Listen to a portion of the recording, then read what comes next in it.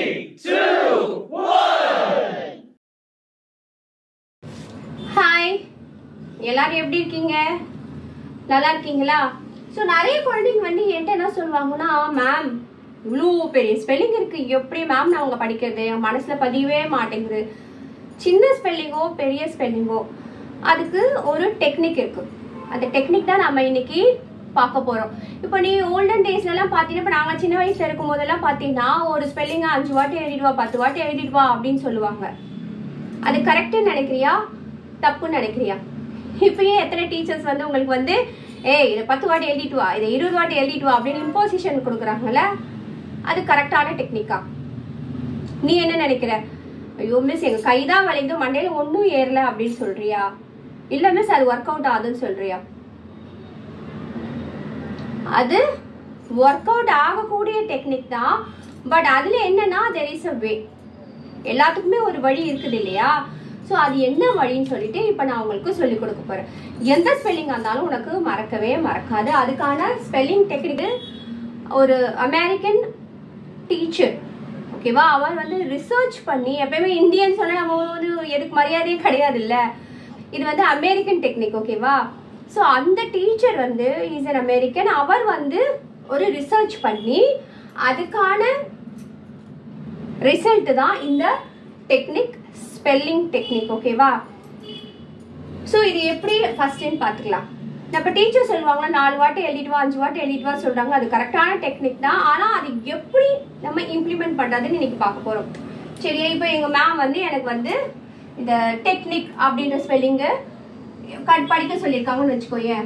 First வாட்டி நான் என்ன பண்ணணும், இப்போ இதே ஸ்பெல்லிங் வந்து எனக்கு புக்கில் இருக்குன்னு வச்சுக்கோயேன், அந்த புக்கையோ இல்லை நோட்டில் எழுதி கொண்டு வந்திருக்கேன் அப்படின்னா அந்த நோட்டையோ பார்த்து ஃபர்ஸ்ட் வாட்டி எழுதிக்கணும்.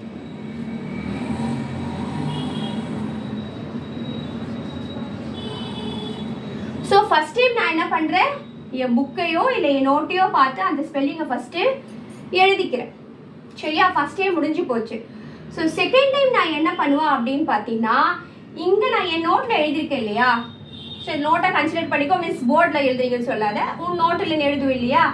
ஸோ செகண்ட் டைம் வந்து நான் ஃபர்ஸ்ட் டைம் எழுதியிருக்கேன், நான் அதை பார்த்து நான் எழுதுவேன்.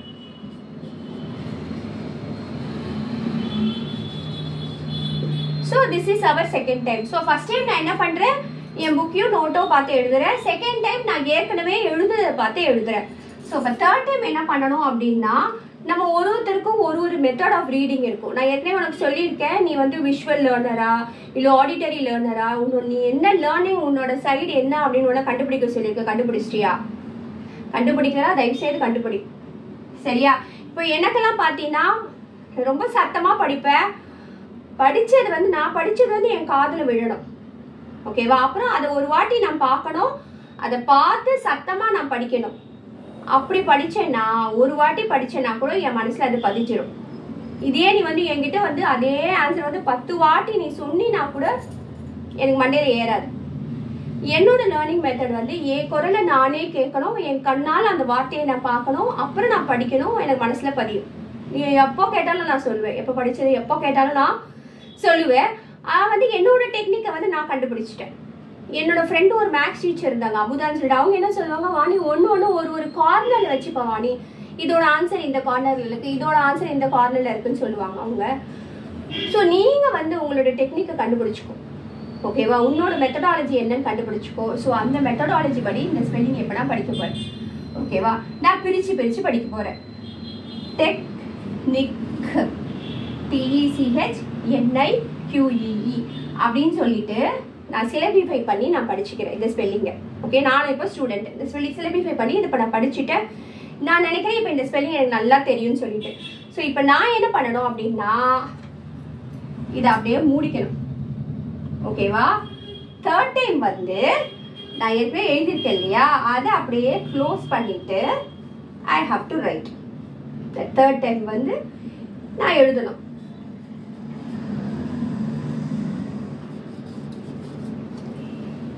தேர்ட் டைம் நான் எழுதிட்டேன்.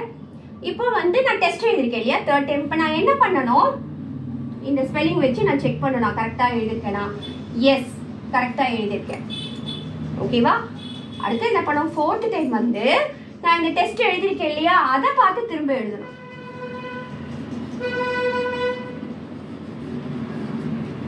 டெஸ்ட் எழுதிருக்கதை பார்த்து எழுதணும். ஒரே ஒரு வாட்டி தான் நான் வந்து பார்க்காம எழுதியிருக்கேன், 3 வாட்டியும் நான் பார்த்து தான் எழுதியிருக்கேன்.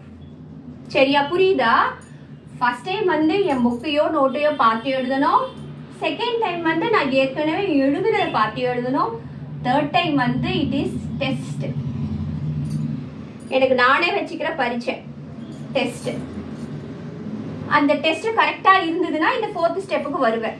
இப்போ இது நான் தப்பா எழுதிட்டேன் அப்படின்னா என்ன பண்ணணும்? மறுபடியும் ஃபர்ஸ்ட்ல இருந்து வரும். ஸோ இந்த ப்ராசஸை நீங்க ட்ரை பண்ணி, இது வந்து ஏற்கனவே சொன்ன மாதிரி ஒரு அமெரிக்கன் டீச்சர் அவர் பண்ண ரிசர்ச்ல கண்டுபிடிச்ச டெக்னிக் இது. இதே தான் நம்ம ஆதி காலத்துல 4 வாட்டி எழுதிவா 5 வாட்டி எழுதிட்டுவான்னு சொல்றோம். ஆனா அதை எப்படி எழுதணும், அதுக்கான மெத்தடாலஜி தான் இது. ஓகேவா? இது நீங்க வந்து ட்ரை பண்ணி பாருங்க, பார்த்துட்டு எனக்கு சொல்லுங்க இந்த மெத்தட் வந்து உனக்கு யூஸ்ஃபுல்லா இருந்துச்சுன்னா எந்த அளவுக்கு உனக்கு இம்ப்ரூவ்மெண்ட் இருந்தது. ஒரு ஸ்பெல்லிங்கை வந்து நீ மறக்காம இருக்கிறதுக்கு இந்த மெத்தடாலஜி, இந்த டெக்னிக் வந்து உனக்கு எந்த அளவுக்கு யூஸ்ஃபுல்லா இருந்துச்சுன்னு எனக்கு சொல்றியா? ஓகே. ஸோ அடுத்தது பார்த்தீங்கன்னா, நான் வந்து என் கிளாஸ்ல இந்த டெக்னிக்கை யூஸ் பண்ணி பசங்களுக்கு சொல்லி கொடுத்து அதை அட்டாச் பண்ணியிருக்கேன். அது கொஞ்சம் நாய்ஸியாக இருக்கும், அட்ஜஸ்ட் பண்ணிக்கோங்க. இப்போ கிளாஸ் ரூம்ல நம்ம எப்படி சொல்லி கொடுது, இப்போ வீட்டுக்குள்ள நல்லா க்ளோஸ்டு பிளேஸ்ல நான் சொல்லி கொடுக்கும்போது ஈஸியாக இருக்கும். பட் கிளாஸ் ரூம்ல அத்தனை பிள்ளைங்களுக்கு சொல்லி கொடுக்கும்போது எப்படி சொல்லி கொடுக்குதுன்னு அந்த வீடியோவை பார்த்து தெரிஞ்சுக்கோங்க. பாய், தேங்க்யூ.